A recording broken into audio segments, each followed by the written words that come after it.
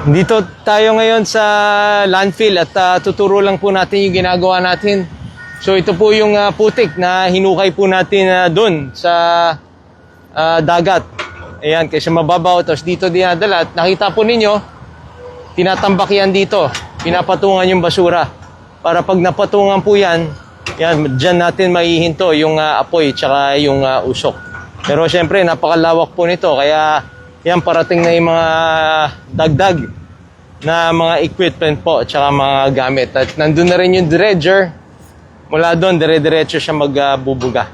At yun yung doon tayo galing kanina. Doon tayo sumampa sa kalye po na yun. Yan, malapit na po tayo. Okay, so lahat gagawin po natin. Siyempre para mas mapabilis yung trabaho po dito para mahinto na po itong sunog at usok po. Update na lang po tayo